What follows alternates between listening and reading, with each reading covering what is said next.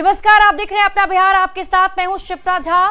पटना में आरजेडी कार्यालय के बाहर एक पोस्टर लगा है जिसमें तेजस्वी यादव के आगामी चुनाव में वादे को लिखा गया है, लेकिन इस पोस्टर में सिर्फ और सिर्फ तेजस्वी यादव की तस्वीर लगी है। पार्टी के किसी बड़े नेता या खुद लालू प्रसाद की भी तस्वीर गायब है, जिस पर अब बिहार की सियासत गर्मा गई है।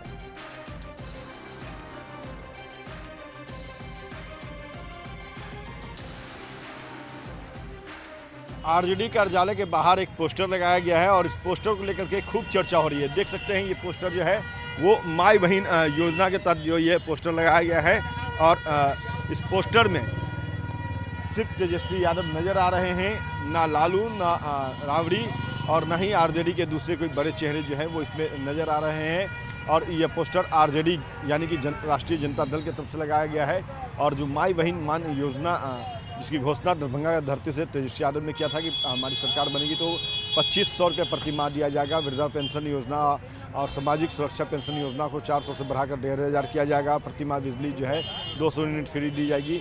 तो ये घोषणा जो है बड़ी घोषणा तेजस्वी की तरफ से किया गया है और कहा जा रहा है कि ये चुनाव को देखते हुए ये घोषणाएँ जो है वो की गई है। हालांकि तेजस्वी जो है उन्होंने अपने तरफ से इस पर बातें भी रखी और कहा कि ये हमारा एजेंडा होगा चुनाव में और निश्चित तौर पे हम इस एजेंडे को सरकार में आते ही पूरा करेंगे।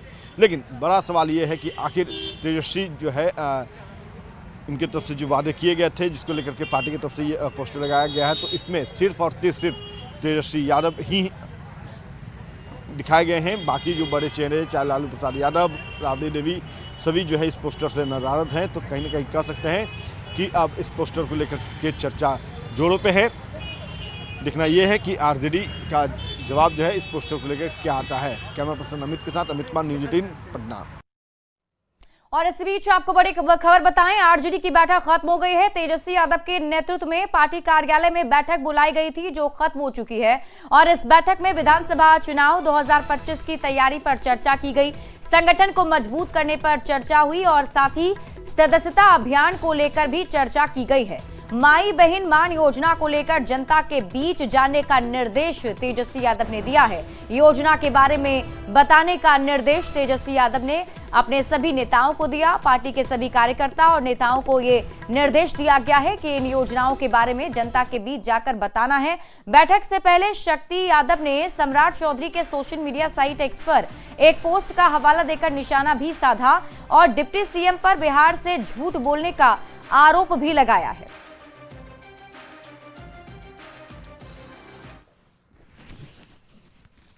24x7 हम लोग हर परिस्थितियों के लिए तैयार रहते हैं। हम लोग इंतजार नहीं करते हैं, क्योंकि भारतीय जनता पार्टी इस देश में जिस राजनीति को हवा देती है, आपको 24x7 तैयार रहना ही पड़ेगा। कुछ बातें लिखी हुई थी उस ट्वीट में जो आप बात कर रहे हैं। हमने कहा कि उस ट्वीट में लिखा हुआ कि मिल गया सेंट्रल यूनिवर्सिटी का दर्जा, ये सम्राट चौधरी लिखे ना, तो सम्राट चौधरी ने लिखा कि सेंट्रल यूनिवर्सिटी का दर्जा हम तो दिखाया है। सेंट्रल यूनिवर्सिटी का दर्जा अगर मिल गया भैया हो, अब तो हम डिलीट कर दिया आपने। देखिए लिखा, बड़ी खुशखबरी, पटना विश्वविद्यालय को मिला केंद्रीय विश्वविद्यालय का दर्जा। पटना विश्वविद्यालय को माननीय प्रधानमंत्री श्री नरेंद्र मोदी जी के मार्गदर्शन में एनडीए सरकार के द्वारा केंद्रीय विश्वविद्यालय का दर्जा देने का ऐतिहासिक निर्णय के लिए बिहार की जनता की ओर से कोटि धन्यवाद, कोटि से धन्यवाद। माननीय मुख्यमंत्री नीतीश कुमार जी के नेतृत्व में बिहार को बड़ी सौगात। अरे इतना बड़ा झूठा क्यों बोलते हो? चलिए, तो ये जो है आरोप सम्राट चौधरी के ऊपर और एक ट्वीट का हवाला भी दिया है। लेकिन बात जहां इनके विधायक की बैठक की है और इस पोस्टर की है, जो पोस्टर यहां दिख रहा है उस पर इनका इतना ही कहना है कि ये हमारी पार्टी की अंदरूनी बैठक है, अंदरूनी निर्णय है और इस पर सवाल अगर कोई उठाता है तो वो अपने गिरवाह में झाँक करके देख ले। खैर, देखना होगा कि बीजेपी और जेडीयू शक्ति यादव के इस आरोप पे क्या कहती है और ये जो अपने विधायकों की मीटिंग को लेकर के जो इन्होंने बातें रखी है उस पर क्या उनका कहना है। कैमरा पर्सन अमित के साथ अमित कुमार, न्यूज़ 18 पटना। आरजेडी कार्यालय के बाहर लगे तेजस्वी यादव के पोस्टर और शक्ति यादव के डिप्टी सीएम सम्राट चौधरी पर लगाए गए आरोपों पर सत्ता पक्ष के नेताओं ने भी पलटवार किया है। जेडीयू बीजेपी के नेताओं ने कहा कि तेजस्वी यादव ने अपने पिता और पार्टी के राष्ट्रीय अध्यक्ष को ही दरकिनार कर दिया। वहीं सम्राट चौधरी पर लगाए आरोपों को लेकर कहा कि जल्द ही बिहार को खुशखबरी मिलेगी। अध्यक्ष बावजूद इसके नेता प्रतिपक्ष जो कि उनके पुत्र भी हैं, कहीं बैनर पे जगह नहीं मिला। तो आदरणीय लालू जी ने आंतरिक डेमोक्रेसी को खत्म करते हुए पार्टी को सिर्फ पारिवारिक पार्टी बनाया और उनके पुत्र उनसे भी आगे बढ़ करके राष्ट्रीय जनता दल को इंडिविजुअल की पार्टी उन्होंने बना करके रखा है। लालू राबड़ी जी को तेजस्वी चाहे अनचाहे रूप से अब राजनीति से रिटायर कर रहे हैं। लालू जी आजकल जो बौखलाए हुए हैं, उनकी बौखलाहट का सबसे बड़ा कारण यही है कि लालू जी अपनी आंख के सामने नालायक अगली पीढ़ी के कारण अपनी पार्टी को ख़त्म होते देख रहे हैं, और जो पार्टी उन्होंने अपने खून पसीने से बनाई थी लालू राबड़ी जी ने, वो पार्टी ख़त्म हो रही है क्योंकि उनकी अगली पीढ़ी नालायक निकम्मी निकल गई है। सम्राट चौधरी जी बिहार के लिए हमेशा खुशखबरी की खबर लेके आते हैं। इस बार भी उन्होंने कुछ इशारा किया है, तो आप निश्चिंत रहें, थोड़े वक्त की बात है, बिहार के लिए खुशखबरी आएगी ही आएगी। और सियासत से जुड़ी इस वक्त की बड़ी खबर आपको बताएं, जेडीयू का सोशल मीडिया एक्स पर पोस्ट, और इस पोस्ट में सीएम नीतीश, पीएम मोदी एक साथ एकजुट एनडीए लिखा गया है, एकजुट बिहार लिखा गया है, 2025 में फिर से नीतीश कुमार। तो ये पोस्ट हम आपको दिखा रहे हैं, सोशल मीडिया साइट एक्स पर जेडीयू के हैंडल से ये पोस्ट किया गया है। और न्यूज 18 संवाददाता आनंद अमृतराज अधिक जानकारी के साथ जुड़ गए हैं। आनंद, अगर हम देखें तो लगातार ये संदेश देने की कोशिश की जा रही है एनडीए की तरफ से कि एनडीए एकजुट है, और ये तस्वीर भी वही दर्शा रहा है। क्या मैसेज, किस तरीके का कार्यकर्ताओं को संदेश दे रहे हैं? देखिए, जिस तरीके से कल बिहार बीजेपी के कई बड़े नेताओं ने एक सुर में कहा था कि 2025 में नीतीश कुमार की अगुवाई में ही विधानसभा का चुनाव होगा, उसके बाद से ये सरगर्मी तेज हो रही थी कि भाई आखिर बीजेपी के नेता इस तरह की सफाई क्यों दे रहे हैं। लेकिन सबसे महत्वपूर्ण बात यह है कि बीजेपी के नेताओं ने जब एक सुर से बोलना शुरू कर दिया, और आपको याद होगा कि उसके ठीक 2 दिन पहले से लगातार हर दिन जेडीयू के ऑफिशियल एक्स पर लगातार ऐसे पोस्ट आ रहे थे कि 2025 से नीतीश के बिना बिहार में कई तरह की बातें लिखी जा रही थी। लेकिन आज उसी जनता दल यूनाइटेड के ऑफिशियल एक्स पर जो बातें लिखी बेहद महत्वपूर्ण है, उससे भी महत्वपूर्ण है कि नीतीश कुमार और नरेंद्र मोदी की तस्वीर एक साथ नजर आ रही है। ये बॉन्डिंग दर्शाने की कोशिश की गई है कि नीतीश कुमार और नरेंद्र मोदी पूरी तरीके से एक साथ एकजुट हैं, और उन्होंने जो बातें लिखी वो बेहद महत्वपूर्ण है कि एकजुट एनडीए, एकजुट बिहार, 2025 में फिर से नीतीश कुमार, यानी कि नीतीश कुमार के साथ नरेंद्र मोदी के बहुत बेहतर संबंध है। इस तस्वीर के माध्यम से ये संदेश देने की कोशिश की। दूसरा ये कि 2025 में नीतीश कुमार ही होंगे, और तीसरा कि एनडीए पूरी तरीके से एकजुट है 2025 के विधानसभा चुनाव को लेकर। तो संदेश के माध्यम से, एक्स पर पोस्ट के माध्यम से जो सियासी संकेत देने की कोशिश पिछले 3-4 दिन से चल रही थी, आज जेडीयू के इस ऑफिशियल एक्स पर जो बातें लिखी गई हैं, जो पोस्ट किया गया तस्वीर के माध्यम से, वो कई संदेश देता है कि जो लगातार बातें चल रही थी उसमें कोई दम नहीं है। नीतीश कुमार और नरेंद्र मोदी एक साथ एकजुट है, और एनडीए बिहार में 2025 में पूरी तरीके से एकजुटता से विधानसभा चुनाव में उतरेगी। तो भी ठीक है आनंद, शुक्रिया इस खबर का अपडेट के लिए। मुख्यमंत्री नीतीश कुमार की प्रगति यात्रा का आज दूसरा दिन है, और दूसरे दिन सीएम ने पूर्वी चंपारण में 2 जगह पर 300 करोड़ की योजनाओं की सौगात दी है। सीएम का पहला कार्यक्रम केसरिया में था, जहां उन्होंने विद्यालय भवन, प्लेग्राउंड, मनरेगा पार्क, पंचायत भवन सहित कई योजनाओं का उद्घाटन किया है, तो करोड़ों की योजनाओं का शिलान्यास भी किया। दूसरा कार्यक्रम सुगौली में था, वहां भी सीएम ने करोड़ों की योजनाओं की सौगात दी है। और आपको बता दें कि पहले से चल रही विकास योजनाओं की समीक्षा भी मुख्यमंत्री ने की, लोगों से बात कर उनका फीडबैक भी मुख्यमंत्री ने लिया है।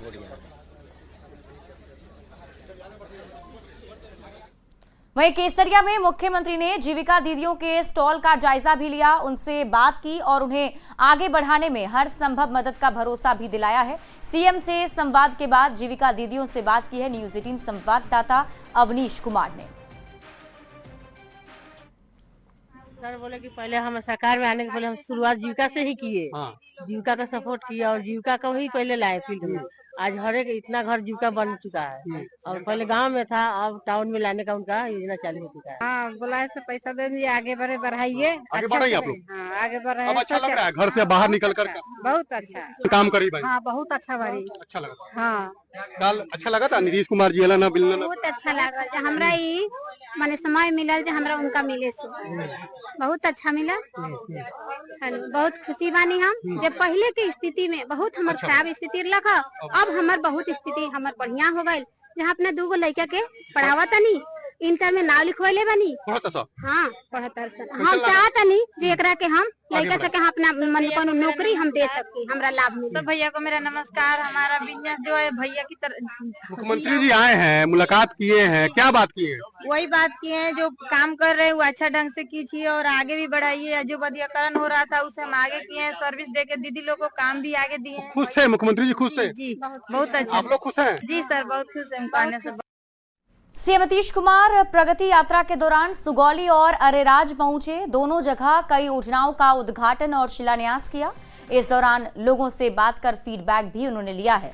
लेकिन सुगौली में सबसे महत्वपूर्ण रहा नीतीश कुमार का जीविका दीदियों से संवाद स्थापित करना, जो बेहद दिलचस्प रहा। सदस्य हो गया वही है।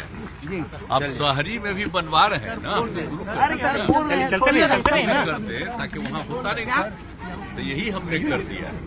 उसका भी शुरू हो गया, अभी एकदम शुरू हो गया है। और अभी हमको तो जो बताया था करीब करीब 28,000 26 हजार हो गया है। मैंने सब जगह चलिए। केंद्रीय कपड़ा मंत्री गिरिराज सिंह ने बड़ा बयान दिया है। गिरिराज सिंह ने कहा कि आज पूर्वांचल में हिंदू खतरे में है और इस हालात से पूर्वांचल में पड़ने वाले बिहार के 17 जिले के हिंदुओं को सीख लेनी चाहिए। उन्होंने लालू प्रसाद पर भी मुस्लिम तुष्टीकरण का आरोप लगाते हुए निशाना साधा और कहा कि यही वजह है कि गिरिराज सिंह की स्वाभिमान यात्रा से तेजस्वी यादव को दर्द हो रहा था। बिहार में लालू यादव जैसे तथाकथित तुष्टीकरण की टोपी पहन करके सेकुलरवादी नेता है, जो तुरंत ही जब हम सद्भावना यात्रा हिंदू स्वाभिमान यात्रा निकाला तो पेट में दर्द शुरू हो गया तेजस्वी यादव को। आज पूर्वांचल जिसे हम कहते हैं, आज पूर्वांचल खतरे में है। पूर्वांचल का हिंदू दहशत में। आरएसएस प्रमुख मोहन भागवत के बयान पर स्वामी रामभद्राचार्य ने कहा है कि उनका बयान व्यक्तिगत हो सकता है, इससे हमारा कोई लेना देना नहीं है, क्योंकि वो हमारे अनुशासक नहीं हैं और हमारी जो ऐतिहासिक चीजें हैं वो हमें हर हाल में मिलनी ही चाहिए। आपको बता दें कि पिछले दिनों आरएसएस प्रमुख मोहन भागवत ने कहा था कि मंदिर मस्जिद से जुड़ा मुद्दा कुछ लोग इसलिए उठाते हैं ताकि वे खुद को हिंदुओं के नेता के रूप में स्थापित कर सके। मैं तो यही मानता हूं कि जो हमारी ऐतिहासिक वस्तुएं हैं वो हमें मिलनी ही चाहिए और हमें लेनी भी चाहिए, चाहे जैसे भी हो। साम हो, दान हो, दंड हो, भेद हो, चाहे जैसा भी। एकत्र होना चाहिए, पर अपने ऐतिहासिक संपत्ति थोड़ी किसी को दे देनी चाहिए। ये मोहन भागवत का व्यक्तिगत बयान हो सकता है, ये सबका बयान नहीं है। वो किसी एक संगठन के प्रमुख हो सकते हैं, हिंदू धर्म के प्रमुख वो नहीं है। बिहार में 2025 के चुनाव में एनडीए का चेहरा नीतीश कुमार होंगे और उनके नेतृत्व में ही गठबंधन के सभी दल चुनाव लड़ेंगे। इस बात को लगातार एनडीए नेताओं की ओर से जोर देकर कहा जा रहा है। फिर विपक्ष ये बयानबाजी कर रहा है कि बिहार में नीतीश कुमार का हाल महाराष्ट्र में एकनाथ शिंदे जैसा होगा, जिस पर बिहार बीजेपी के अध्यक्ष दिलीप जायसवाल ने एक बार फिर से साफ किया है कि नीतीश कुमार के नेतृत्व में ही एनडीए चुनाव लड़ेगा। देखिए, ये तो बार बार एक ही सवाल मीडिया का आता है और हम लोगों ने स्पष्ट रूप से ये फैसला लिया है कि हमारा जो नेतृत्व बिहार का जो चुनाव हम लड़ेंगे वो श्री नीतीश कुमार जी के ही नेतृत्व में चुनाव लड़ा जाएगा और हमारे नरेंद्र मोदी जी का जो केंद्रीय नेतृत्व है उनका जो है डबल इंजन का, ये हम लोग दोनों के चेहरे पर चुनाव लड़ने जा रहे हैं। पश्चिमी चंपारण से बीजेपी सांसद डॉक्टर संजय जायसवाल ने विपक्ष पर जोरदार हमला बोला। उन्होंने कहा कि नीतीश कुमार एनडीए के सर्वमान्य नेता हैं। बिहार में 2025 का चुनाव एनडीए नीतीश कुमार के नेतृत्व में लड़ेगा, इसमें कोई संशय की बात नहीं है। उन्होंने विपक्ष पर अफवाह फैलाने का आरोप लगाया है। इसमें कोई बात ही नहीं है। माननीय नीतीश कुमार जी हमारे नेता हैं। 7 चुनाव हम दोनों ने साथ मिलकर के उनके नेतृत्व में चुनाव हमने लड़ा है और लगातार सफलता पाई है। इस बार भी लोकसभा चुनाव में 174 विधानसभा सीटों पे हमारा लीड रहा है और इसी के कारण विरोधी दल जान रहे हैं कि उनके झूठे अफवाहों का अंत हो चुका है। इसीलिए अब अपने बारे में न उड़ा करके हम सबों के बारे में चर्चाएं होती हैं। बिहार सरकार के अल्पसंख्यक कल्याण मंत्री जमा खान ने कांग्रेस के संविधान मार्च पर जोरदार हमला बोला। जमा खान ने कहा कि नीतीश कुमार केवल काम की बात करते हैं और विपक्ष सुर्खियों में बने रहने के लिए कुछ भी बातें करता रहता है। उन्होंने प्रगति यात्रा पर तेजस्वी यादव के बयान का भी जवाब दिया है। काम के नाम पर जाने जाते हैं देश के अंदर, जो आप भी जानते हैं, मीडिया के साथी हैं, कौन क्या कर रहा है। वो लोग तो बराबर ऐसी बातें करते रहते हैं जो कि सुर्खियों में रहें। चुनाव सामने, आपने देखा होगा कि नेता के ही चेहरे पे चारों सीट हम चुनाव जीते। आगे भी जनता नेता पे विश्वास, कार्यों को देखकर, कार्य करने का तौर तरीका देखकर हम लोग सिर्फ एक काम बिहार के अंदर विकास करते हैं। विकास साथ सौहार्द भाईचारा बना रहे। जनता ने दिखाया है, विचार सीट पर हम चुनाव लड़े, जीते, किसको विदाई किया जनता आपसे छिपा हुआ नहीं है, इसलिए मैं वो टिप्पणी नहीं करना चाहता। दानापुर से आपको इस वक्त की बड़ी खबर बताते हैं। गोलीकांड में घायल की मौत हो गई है। 4 दिन पहले गोली लगी थी, जिसके बाद आज उनकी मौत हो गई और बताया जा रहा है कि एक व्यक्ति की मौत उसी दिन हो गई थी। दरअसल 2 लोगों को गोली मारी गई थी, जिससे मौके पर ही एक की मौत हो गई थी और दूसरा अस्पताल में भर्ती था, जिसकी मौत हो गई है। छावनी परिषद के पूर्व अध्यक्ष की मौत हो गई। रंजीत यादव उर्फ दही गोप की मौत की खबर है। गोरखनाथ की मौके पर ही मौत हो गई थी। जानकारी के मुताबिक शनिवार की रात गोलीबारी की वारदात को अंजाम दिया गया था, जिसमें 2 लोगों को गोली लगी थी। समस्तीपुर में अपराधियों ने शिक्षिका की घर में घुसकर हत्या कर दी। अपराधी उसके ससुर को मारने के लिए घुसे थे, लेकिन बहू को गोली लग गई। घटना आज सुबह दलसिंह सराय के अजनौल पंचायत में हुई है। घटना के बाद लोगों में काफी ज्यादा आक्रोश है। लोगों ने हत्यारे की गिरफ्तारी की मांग को लेकर जमकर प्रदर्शन भी किया। पुलिस ने लोगों को हत्यारे की गिरफ्तारी का भरोसा दिया है।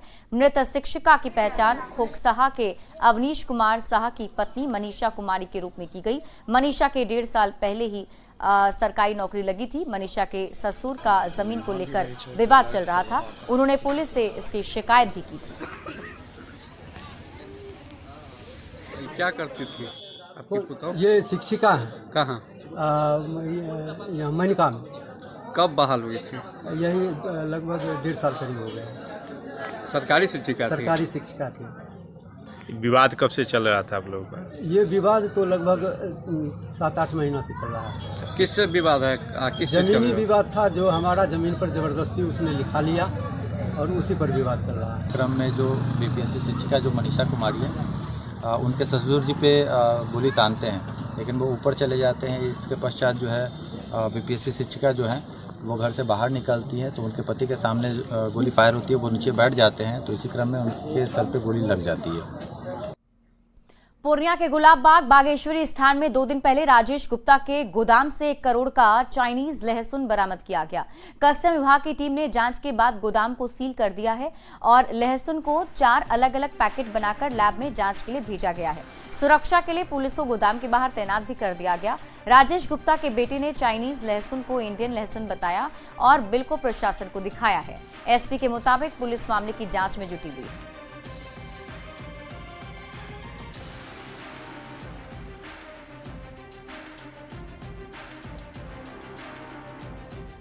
केंद्रीय शिक्षा मंत्रालय ने के नो डिटेंशन पॉलिसी खत्म करने पर कटिहार मिचाई बारी मध्य विद्यालय के शिक्षक, छात्र छात्राओं और अभिभावकों ने इसका स्वागत किया है। उन्होंने कहा कि शिक्षा मंत्रालय के इस फैसले से शिक्षा विभाग की बेसिक गुणवत्ता में सुधार होगा और छात्र छात्राओं में भी पढ़ाई के प्रति जागरूकता बढ़ेगी।